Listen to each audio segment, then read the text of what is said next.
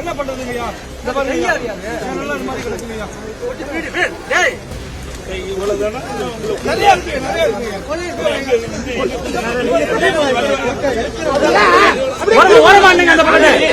இந்த மூட்டை பிடிச்சிருக்கிற மூட்டை எடுத்து பாருங்களே.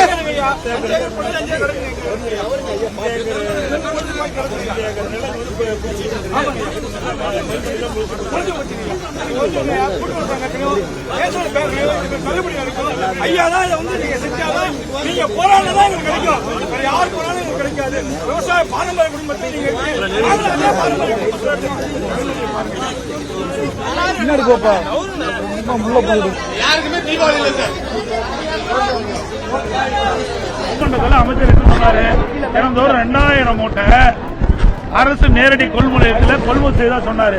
ஆனா இங்க வந்து லோட்மேனை கேட்டா அவர் வந்து ஒரு நாளைக்கு 900 மூட்டை தான் நாங்க நேரடி கொள்முதலத்துல நாங்க மூட்டை இடம் போடுறோங்கிறாங்க.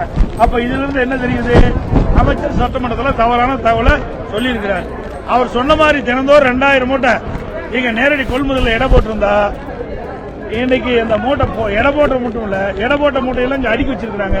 இந்த மூட்டையெல்லாம் லாரி அனுப்பாதனால இந்த மூட்டையெல்லாம் எடுத்துட்டு போக முடியல. இந்த மூட்டையில குடோன்ல இருந்து வெளியே கொண்டு போகாதனால புதுசா விவசாயிகள் கொண்டு வருகின்ற அந்த நெல்லை எடை போட்டு வைக்கிறதுக்கு இடம் இல்லை. கிட்டத்தட்ட 15 நாள இந்த காட்டூர் பயிர் இருக்கின்ற மக்கள் நாங்கள் நிலங்களில் விளைந்த அந்த நெற்பயிரில் இருந்து இந்த நெல் மணிகள் எல்லாம் மூட்டை பிடிச்சி இன்றைக்கு பல மூட்டைகள் மழையில் நனைஞ்சு முளைச்சிருக்குது. சாலையில நெல்மணிகளை குவிச்சு வச்சு முளைஞ்சிருப்பதா நேரடியா செய்தியாட்டி சொன்னாங்க. இதை பார்த்துங்க.